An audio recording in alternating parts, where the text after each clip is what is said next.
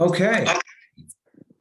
So the first thing I'd like to say is how much I appreciate you guys are being on the call here. As I mentioned earlier, I just went through the process of taking the National Board Certification for Health and Wellness Coaches. And in the last probably 6 months of studying this theme of positivity, came up quite a bit, a significant amount of time, whereby this last couple of weeks thinking about the potential topics for today's call, I thought, well, I think this is something that we could really potentially leverage, at least discussing it, to help individuals with this information. This information that I'm sharing with you on tonight's call is actually evidence-based. This is not pie in the sky. This is not woo stuff. This is actually real stuff where they've got scientific data and information about positive emotions and how we can leverage those. So my first question, which is a rhetorical question, is really, what is our goal, right? Typically, the folks that are on this call in general, and I'd say probably most people, are aspiring to live a healthier life, have stronger health, mental, emotional, and physical health. And I think about the positive emotions that we potentially could experience in our lives. And I ask the question, what can we do to leverage those positive emotions in our lives to make progress towards better physical health, better mental health, better emotional health? Do we have control over that? And if we do, what degree of control do we actually have? So I get into the specifics and the logistics of that on today's presentation, but that's ultimately what we are aspiring to do, is live healthier lives. And there's real evidence and data that show that using the positive emotions can in fact do that. So a little bit about negative emotions. First and foremost, the negative emotions that we have are, we were wired for negativity in our human evolution. When we were in caveman days a few million years ago, and we saw something rustle in the leaves or in the bush, we needed to make sure that that in fact was not something that was going to come and try to kill us, right? A predator. And so we were doing everything we can with our brains to say every impulse around us is negative, and we really need to be sensitive to the negativity of that. And this has evolved over the course of the last several million years as we've evolved as human beings. Now, the difference is most things in our lives, most things, I would say 99.9% of the things in our lives, are actually not going to kill us, like maybe 50% of the things back in the caveman days. But our brains haven't adapted to that. Very similar comparison to food, right? Back in the day, we were always moving because we were pursuing food, or we were trying to prevent from becoming food, in that sense. And today, the life and that's what we have and we experience around us, we don't have to be moving to pursue food. In fact, we can just go through the drive-through. In fact, we can just pick up our phones and order it through Uber Eats, right? I mean, they've really made it very easy for us to eat this delicious, very high caloric, sometimes very unhealthy foods. The same thing could be said for negativity, the negativity that's evaded in our lives and what is all around us. So just please know that this presentation isn't about eliminating negativity, because I think there is some value to being negative to a certain extent in our lives, but unfortunately the impact that negative emotions have on us are significantly greater than positive emotions. In fact, on this slide, I talk a little bit about that. Barbara Fredrickson, in her book Positivity, a PhD who's really studied the last probably 20 to 25 years on positivity versus negativity, talks about a ratio of how many positive emotions can we experience versus negative emotions in our lives. And she says that the ideal ratio is 3-to-1. That's because negative emotions are so incredibly impactful on us, whether that's fear, doubt, negativity, all that really is extremely negative on our lives and impacts us emotionally. So we have to supplant that with the positive emotions that we experience, like joy and love and inspiration and serenity, etc. And ideally, she says it's 3-to-1. Okay, so depending on your personality, depending on who you are, maybe your ratio ideally for you to tip the balance to a more positive lifestyle would be 4-to-1. Maybe it's 2-to-1. I'm not here to say that the actual hard, fast number is 3-to-1, but my real message here is just know that negative emotions are incredibly impactful. And we have to do, in our world of social media, of the news, you name it, right? Distractions that we have in our lives, we really should be on point and intentional about what we can do to try to increase the level of positivity that's within our control, in fact, in our lives. So why is this important? What comes to mind, big picture? In her book, again, there's the book it is that I've been reading. I haven't actually quite finished it all, but I've taken a lot of the bullets out of this presentation to present to you guys tonight from this book. Why is this important? And that's really leveraging the theme of positive emotions to make progress in our lives. What can we do to leverage the positive things? These are actually evidence-based things that are on your slide here, that this isn't like, well, I guess I'll have more energy, or maybe I'll be less stressful. You, in fact, if you can incorporate more positivity in your life, do in fact have more energy. It's evidence-based. There's a lot of data that shows that. A lot of other pretty wonderful things can happen when you increase the positivity in your life as well. It'll help you to decrease stress in your life. And I think overall, stress is transcendent over many different aspects. When we have hyper stress in our lives, our negative emotions go up, we make decisions that probably aren't as healthy, as helpful for us to pursuing health and wellness as well. So, wow, what an amazing thing we can do to have maybe a level of stress go from a 7 to a 6 or a 5. Again, the goal isn't to be zero in stress. The goal is not to have zero negativity, but how wonderful that would be that it can impact and lower the stress in our lives. Enhanced learning growth, incredibly important. As I work with several clients ongoing and currently, what we can do to learn and grow through positivity. One of the things you'll hear me say in this presentation is I ask, probably the last 2 months, I've been doing this almost every single call. I typically will kick off the call after I say, how are you? Is tell me something positive that's happened to you since the last time we talked. So for some of you, that would be a few weeks. Some of you, that would be 1 week, right? And the reason for that is twofold. First and foremost, I care very much about you, and I truly want to know something positive that happened to you. But I'm also working to leverage positivity because we're getting into talking about what you're doing to make improvements in your life. So as you are actually being more positive, if you're seeing the hope and the joy and the gratitude that you have for the things that you experienced the past week or the past couple of weeks, that opens up the possibilities for more learning and growth for you. So leveraging that positivity for your advancement of health and wellness.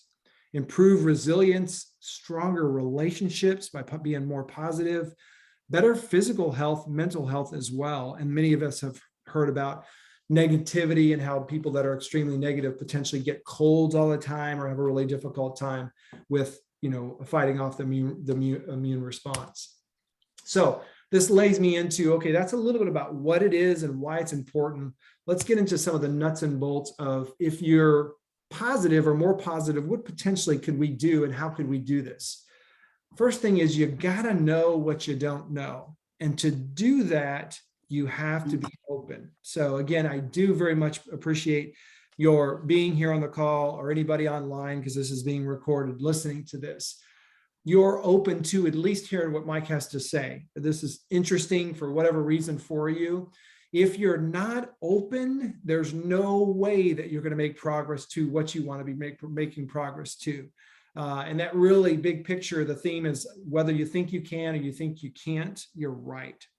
So the two things I want you to be thinking about being open to, the first one is the power of the growth mindset, right? So we have that individual in the fixed mindset, which is pretty much the opposite of the growth mindset. That individual in the fixed mindset is like, this is the way I am. I'm only so smart. I can only do so much, and I really can't grow. And it's extremely stressful for that individual to think about taking tests, getting results back, all those things that they potentially could be judged, or they in fact judge themselves. But a growth mindset, potentially that individual says, you know what, I have opportunity here and I can learn and I can grow and I can just continually work hard. And effort is what in fact gets the results in their lives.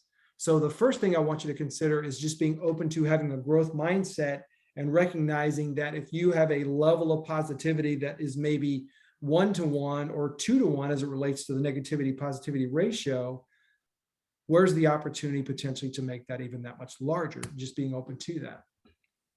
The other thing is choice. I firmly believe, even though I don't always do it, is we have a choice with the emotions that we want to feel to a certain degree.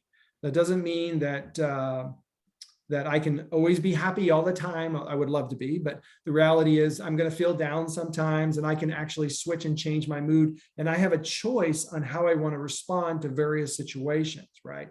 And a lot of times people say, well, if I won $1 million, I would be just so happy and I wouldn't even have a choice. I would just be incredibly happy.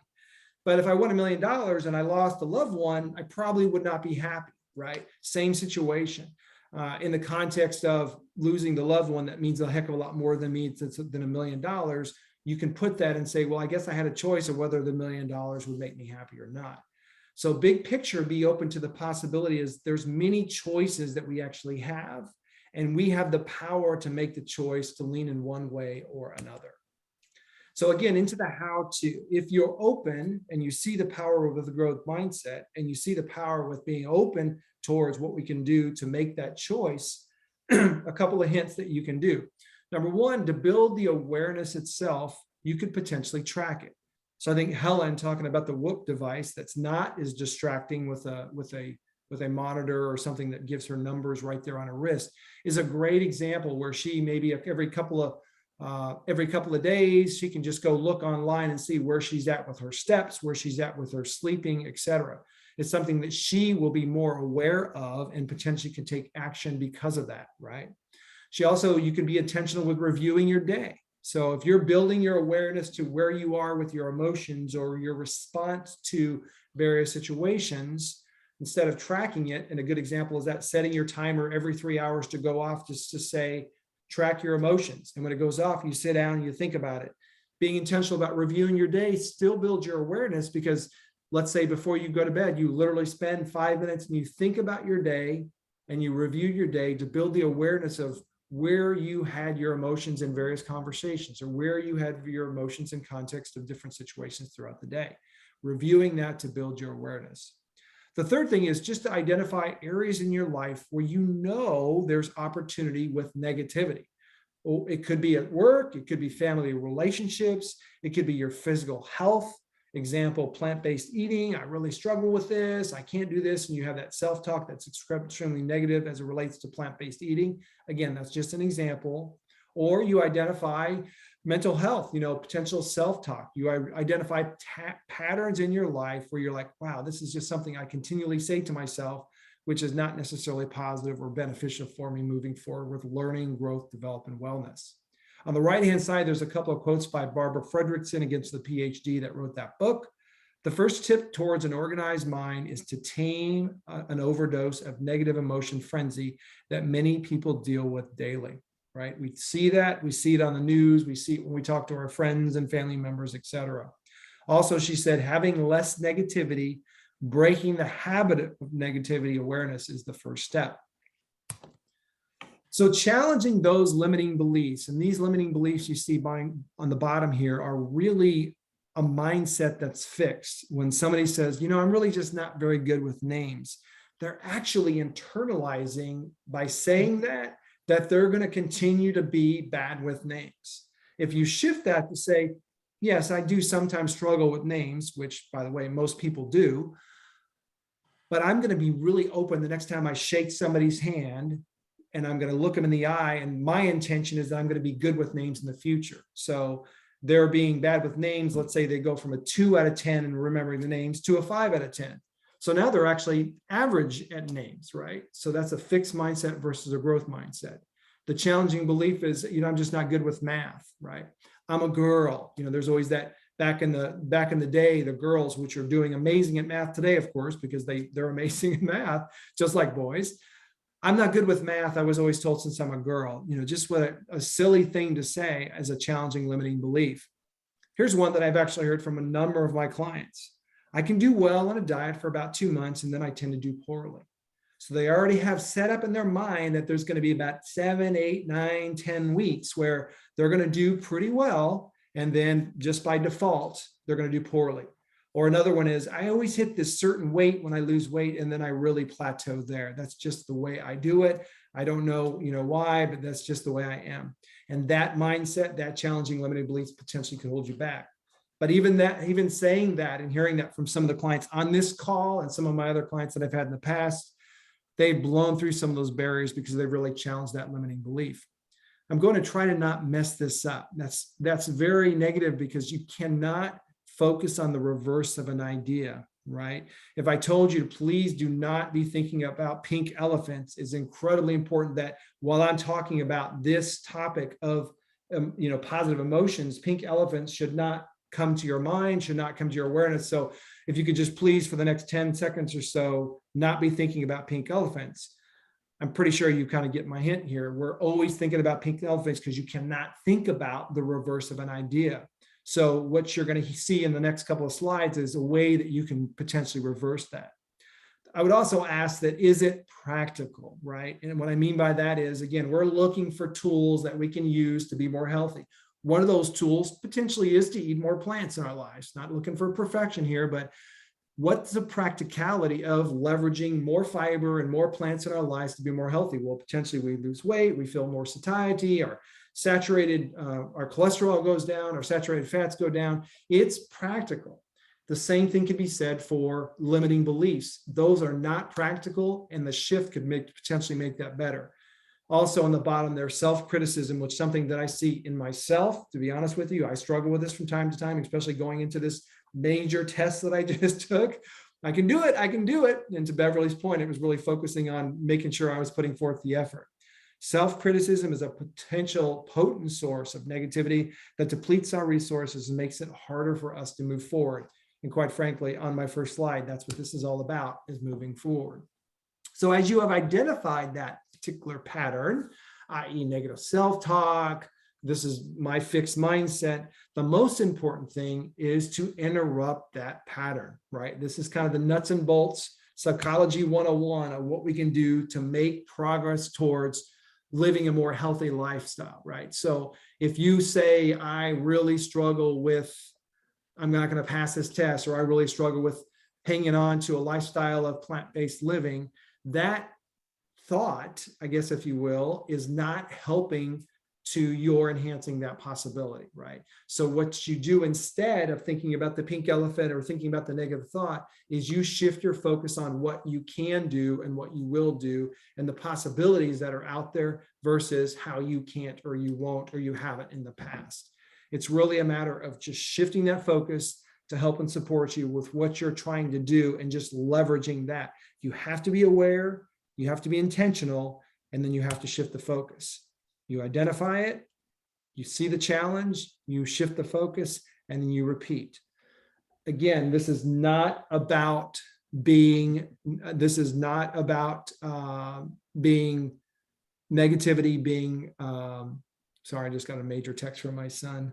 So this is not about the negativity being all-encompassing and we're going to go 0 on this thing, right? This is not about going from a 1 in positivity because you tend to be a negative person to a 10 in positivity. This is about making progress, right? So in the process of identify, challenge, shift focus, it's all about your intentionality to continue and make progress through that. I do want to say, if you try to force yourself to be positive, it just honestly doesn't work and it's not practical. Or here's another one that I have done and many of my clients have done too. So feel free to share at the end of this presentation. You know what? We know we need to be positive. And when we recognize we're not positive, then we decide to beat ourselves up for a few minutes in the process, right? So that doesn't work either, right? So just recognize how incredibly important it is to give ourselves grace, to have some self-compassion, to recognize that we're human beings and we're not perfect, and that's fine, and that's just fine, and it's okay, right? And then remember that the goal is not to eliminate the negativity 100%. The goal is just continually try to make progress on what we can do to be more healthy and making progress with our healthy lifestyles. Again, just what to do, some general themes and principles. Be open, right? Lightly create the mindset. This isn't heavy and intense and focused. Oh my God, I'm going to force my way to this positivity. Be open to it. Have some fun with this. Be appreciative of what's going on in your world. Even the negative times, just recognize them with curiosity. Be kind to yourself, as I mentioned earlier. Self-compassion and leveraging grace for yourself is huge in what you can do to potentially make progress. PNP 101, which is my term for progress, not perfection. right? This is all about what we can do to make progress and how we can have some fun in that process. And then, of course, being mindful, being aware. You don't know what you don't know necessarily until you're open, being mindful and being intentional to what you can do to make progress on your own path and journey. So where to go from here? This is pretty much my last slide. So I'd like to open it up, and I'm gonna, I guess, let me just ask this question first, and I'll keep it on record, and I'll keep the slide so you can see the question, because there's two questions I would love to just facilitate conversation on. And the first one is, what are your thoughts that you have on areas that you see in yourself or potentially in others? You have this quote unquote friend, and I certainly have a few of those as well. The first one's name is Mike. Of being more positive, right? So what are areas where you potentially see in yourself or others where being more positive can be helpful? And I'd like you to maybe say, well, it's kind of at work, or it's with my workouts, or it's whatever, and just kind of tell that story. So who would like to share a little bit about that? And I would ask you to share, because if you don't share, you know me, I'm just going to keep talking. So what do you got?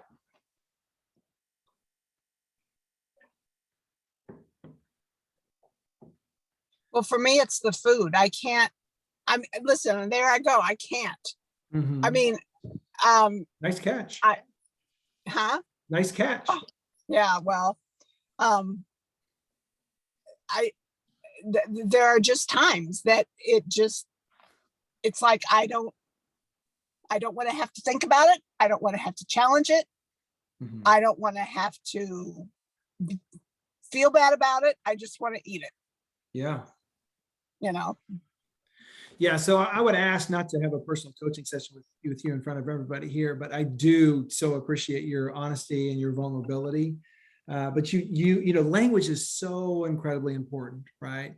And so you obviously started out with I can't, and then you said 3 things that you don't want, right?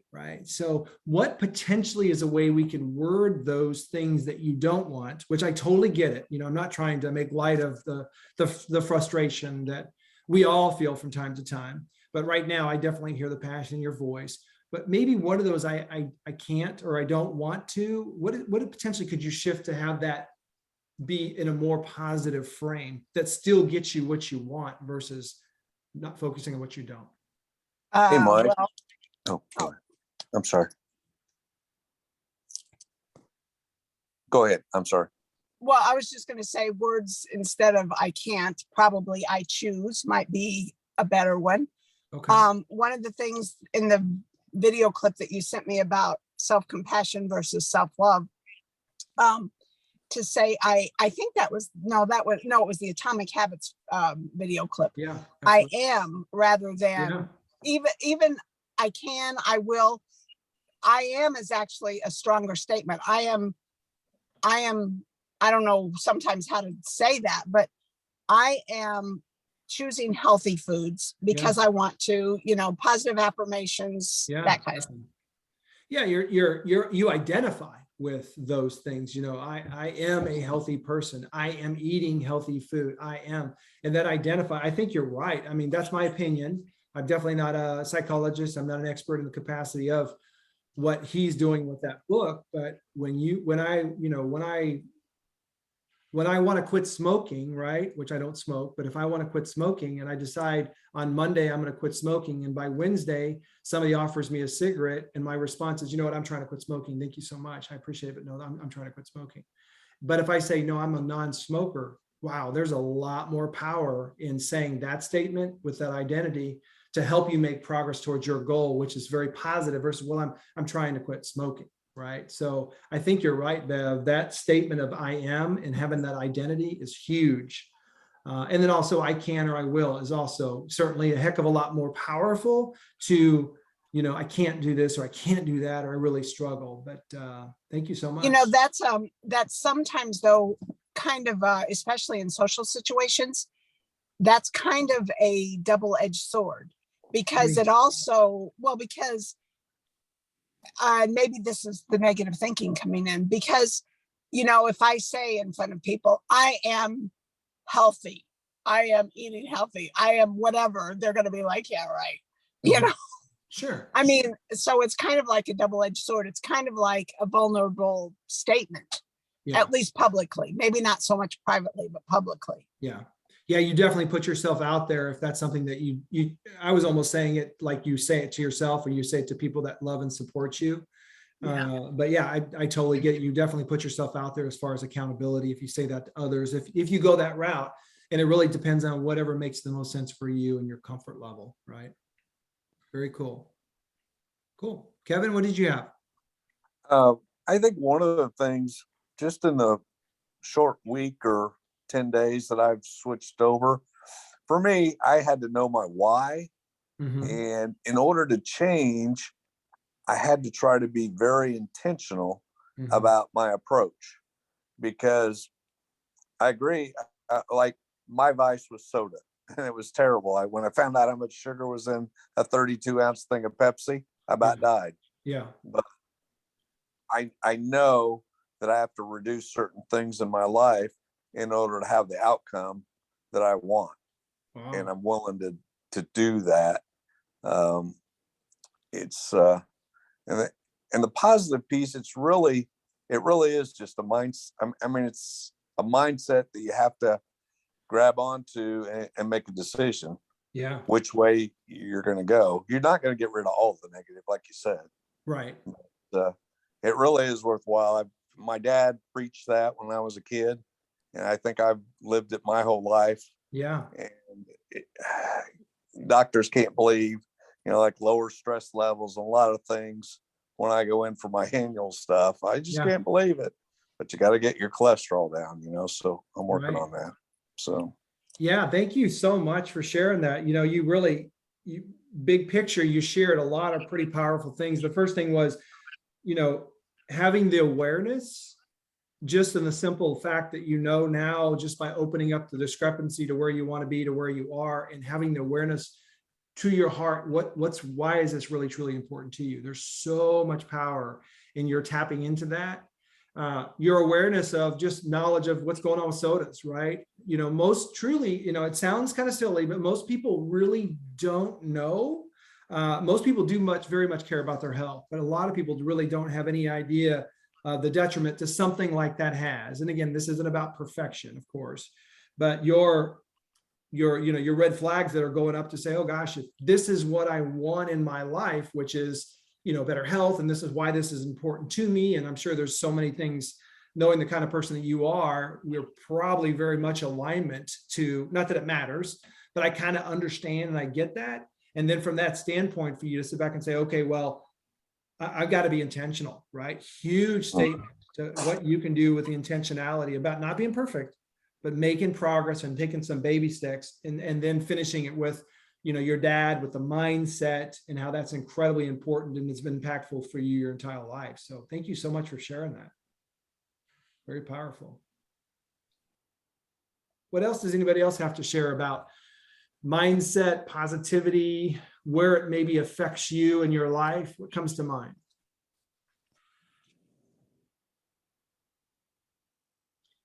Well, again, I think it's constantly, for myself, at least at this point in time, I have to constantly feed that. I have to constantly feed it with books and videos and, talking to Susan or you or people, and constantly keep reinforcing that. It's kind of like that saying with the wolves, you've got the two wolves, the one that becomes evil and dangerous and the other one that becomes loving, and how do you get the two different ones? And the wise old Native American man said it's whichever one you feed. So it's really easy to lose it sometimes, and then just it's a gradual, the atomic habits can be positive, and get you closer and closer and closer to an ultimate goal. But they can also be unknowingly negative, just those little bitty bits and pieces. Sure. Yeah. Yeah, your self-awareness of knowing that you need to continually fuel yourself with positive thoughts, supportive people around you, books, podcasts, people, family, friends, or what have you. That's just huge, knowing that about yourself and then actually taking action in the process of what you can do to leverage that. And that's the shift potentially that you're making when you're breaking that cycle of negativity, right? I'm going to phone a friend. I'm going to call Susan. I'm going to touch base with Mike. I'm going to talk to Bob, your husband. I'm going to watch a podcast, right? Oh, There's so not many, talk- there's so many things around you in your life that potentially could support you. Shit, sorry. That's okay. No, that's okay. But that's your way of managing through that, which is kind of the next part there with the, how do you deal with the challenge and how do you shift the focus, kind of knowing who you are with that capacity of your own self-awareness. So that's awesome. Very cool. What else does anybody have to say about positivity? Where aspects in your life this can affect? What do you guys think?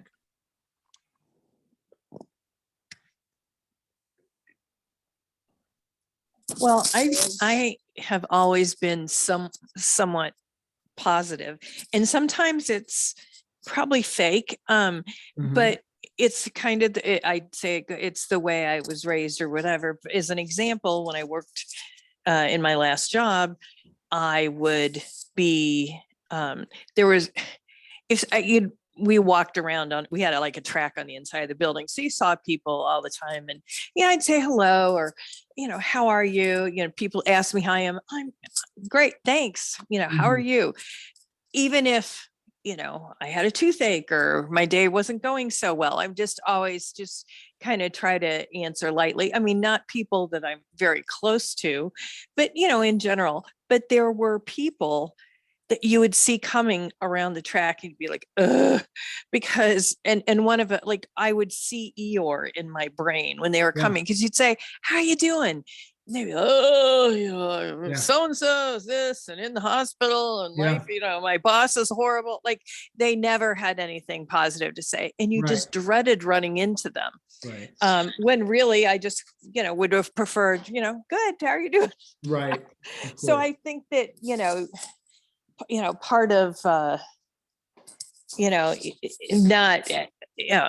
not forcing, and I guess fake is a bad thing to say, but just kind of keeping things. I think if you say, I'm doing okay, great, having a good day, if you say that enough times, sometimes it can turn around a little bit, even if it didn't start off so great. So but when avoiding super negative people is helpful. Not, they can drag you down. I mean, there's enough garbage going on in the world. You nailed it. So yeah, thank you so much for sharing. I think that's so appropriate. And I love your context of, these are just people you're seeing at work. These aren't necessarily family members, although family members sometimes can be extremely negative too. And sometimes there needs to be a little bit of separation just for our own sanity for that reason as well. But I love how, you mentioned sometimes you just have to put on a happy face and do the best you can, especially in the context with people that are just genuinely saying how you doing and being nice and friendly.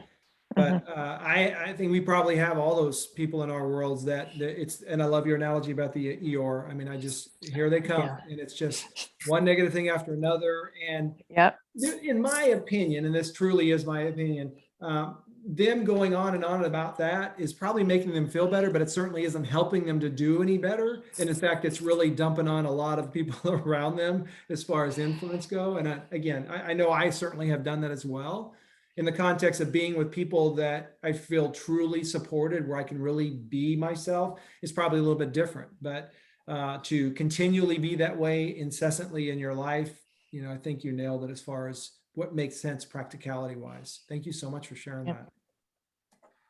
You know what Claire just said, part of that is also our culture. A lot of comedians, a lot of people who use self-deprecating humor, or even humor against other people. I mean, it's kind of like we're inundated with that as well. I mean, so we have to challenge that too. No question. Absolutely. Yeah, culture is a big piece of this, definitely. Awesome. So I have an example. A couple of things. I'll do a positive and then something where I'm struggling. A positive was I have been a musician for many years, but I have tended to say, well, but I'm not a trained musician, or I'm not a lead guitarist, or I don't have my wife's voice. So there's this, Yeah. I set myself up, or I had a habit of setting myself up in a comparative fashion.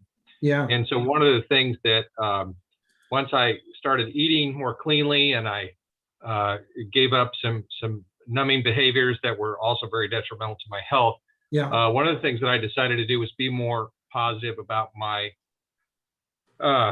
singing in particular, Mhm. because I had avoided like the plague the thought of doing anything all by myself. Yeah.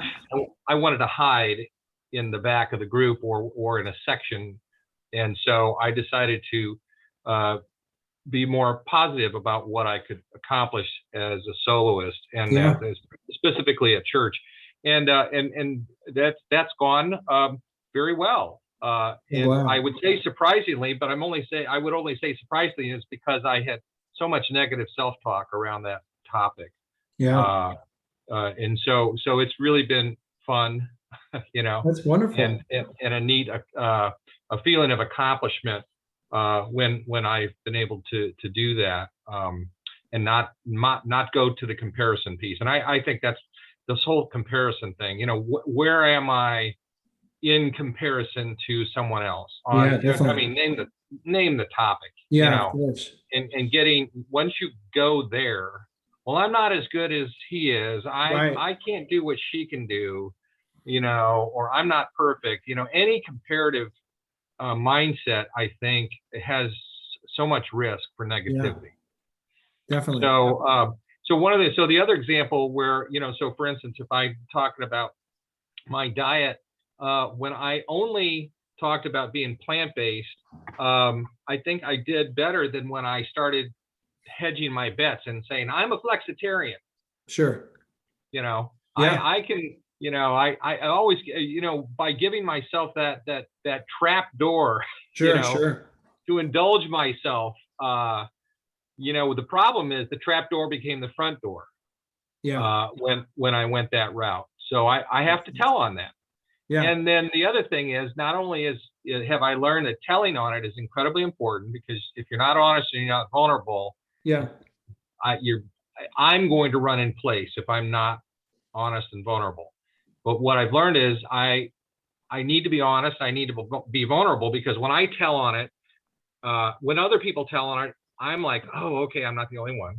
Or when I tell on it, you know, I'm also giving voice to perhaps other people's struggle, and that there's where connection happens for me. No question. Yeah. And I guess the other piece would be that, you know, if I'm going to tell on it, I want to be sure that I've picked the right group or the right person, Okay. someone who's earned the right to hear that, Yeah. and not everyone has. Yeah. So, you know, I don't owe a person in a grocery store or on a track Yeah. Good point. my deepest self. course. But, you know, if I'm going to, you know, make progress with something in my life, you know, in this case, healthy eating, Yeah. if I don't show up here, if I'm not honest here, I'm probably going to, you know, hold myself back. So I'm learning to not allow my own fears about that, or what people think about me, to get in my way. Very cool. Thank you so much for sharing. There's so much power in what you said, both in the positive as well as the negative, John. I want to ask you so much, but I'm just going to ask you one question, and that is in relation to the positive shift for you decide to step into that. I'm going to go for it and just sing solo. What caused that shift for you, or do you know? I mean, for you to shift like that? I think it was a trust in my own gifts. Okay. And then even as I trusted my own gifts more, I also was more open to grace, you know, stuff Okay. that I couldn't control, but yet I felt was happening, and just trying to trust that more. So Yeah. both and, I think. That's awesome. Thank you so Yeah. much for sharing. A lot of power Sure. there. Very cool. Anybody else want to share about a shift, challenges, and identifying negativity where they potentially in your life? What comes to mind? Well, is there any thought on how to help other people with that? Because, I mean, the people that we love Mhm, that do have the sometimes negative mindset, the Mhm. Sheldon mindset that's Sure. there and it's in there and it's Sure. solid. I mean,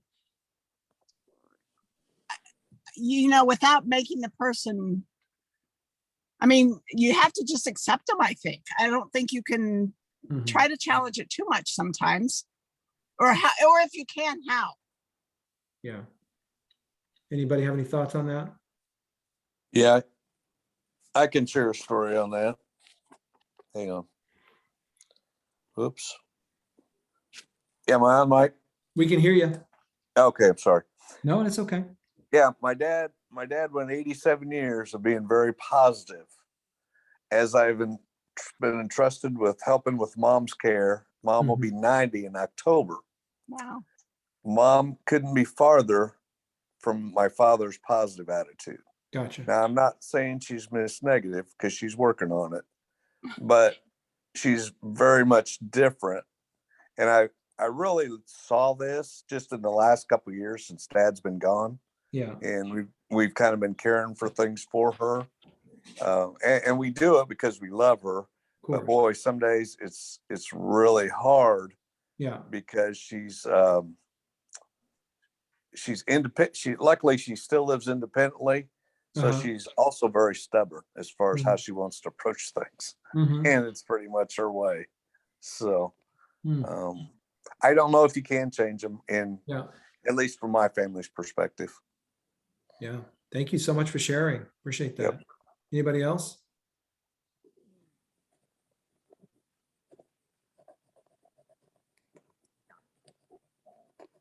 I think this is, you know, we could spend hours upon hours, right? Because we all have Definitely. relationships and coworkers and so on and so forth. So I want to be careful here because it's a topic in and of itself. But Of course. I think staying in your own lane is incredibly important. You know, I got one sphere of influence, and that's me. You know, I mean, ultimately, if I'm not working on me, I have no business, you know, really trying to fix anyone else. And you know, as a nurse and as a caregiver personality, boy, the temptation to fix, manage, and control Of course. other people, other circumstances, as a dad, as a Yeah. husband. Oh my gosh. I mean, and there's so much ego in that. Yeah. And so I think the more I get out of ego and the more I just try and find my better self, Yeah. you know, not the person that has to you know, control outcomes or control others' responses. And if I can stay in my lane in that regard, then maybe, and even this I can't control, but maybe Yeah. by virtue of example, I might have some influence, but only there. Yeah. I that's about as far as I'm probably going to get. Yeah. That's a good point.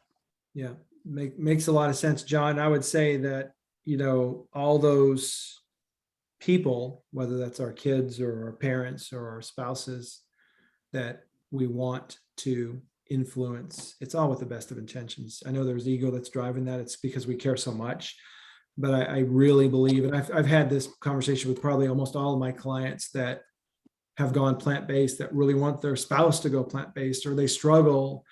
And I really, to your point about staying in your lane, I'm like, you can control to the best of your ability what you can do, and that's going to probably have the biggest impact that's going to happen with your spouse. But if you are outside in telling them this is what they need to do, you're potentially making it even that much more difficult for yourself. So it's hard enough for us to control ourselves, and we still don't do that nearly as, like I talked about choice and awareness and all those things in this presentation, and it just comes to mind for myself as well. So, but really some great insight.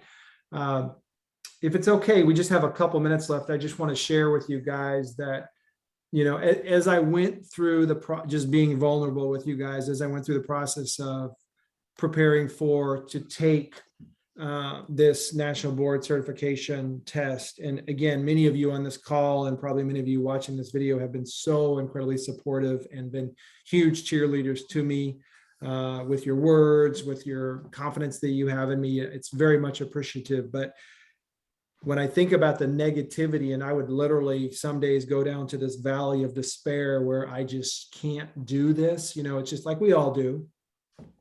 It's really hard, right? It's really hard. And I would say that I focused on, and I pulled myself out of every time, and I was intentional about how I studied, but there's a couple of times where I did some things that really helped me. And I just wanted to share them with you. And number one is, Beverly kind of brought it up. I focused on what I can control in my lead measures, which is, there's lead measures and there's lag measures. The lead measures, I study my butt off all the time for the test. The lag measures is I passed the test, which is the goal, right? So I studied very hard for this test, and it means that much to me. And the goal really is to pass the test. The goal is not to ace the test. I think I did well. I think I passed. I hope I did. But I focused on that effort. I said, Mike, think about what you've done these last 3 months going into this test. It was February, March, April, where it was literally sometimes 30 or 40 hours a week I was studying. Ironically, it was actually a lot of fun because I was having sessions with people that were studying very hard too. So there was a lot of camaraderie and rapport. The other thing that I did that I want to share with you is I focused on my why, to Kevin's point. I care so much about you people on this call, and I care so much about making a difference in this world that this is why I'm doing it. And so if I can focus on something outside of myself, to John's point, that made it better for me. And it brought me sometimes out of that somber of, because I would go through questions and test questions and stuff. And some of them I knew I didn't get right, and I know I should have. It would bring me to doubt and, dismay and the whole bit. So those two things, just want to be honest and transparent with you guys. Those two things I was thinking about as I'm preparing for this presentation, as I'm preparing for this test.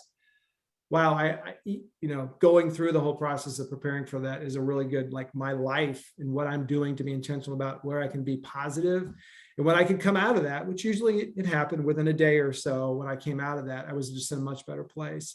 And going into my final week, I had to make a decision. This is kind of funny and kind of serious at the same time.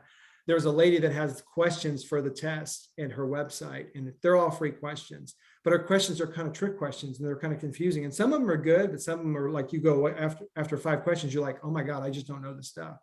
And I had been avoiding her site, but a week to go, I had to make a conscious decision whether I was going to go dig in or not. And I actually made a conscious decision to not dig in because I said to myself, I've done enough to pass. That's the goal here.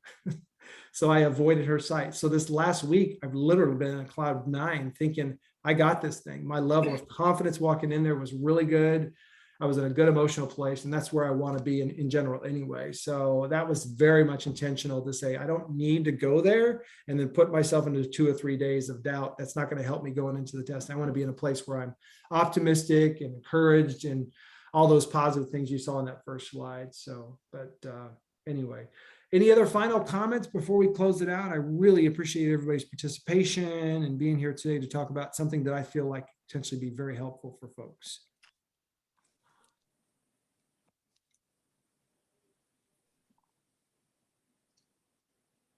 All right, well, I am going to close it out. Again, thank you guys so much. I'll probably post this in the next day or so, but lots going on with Michael's graduation coming up. A lot of exciting times, a lot of positivity. We all certainly can use that in our lives. So.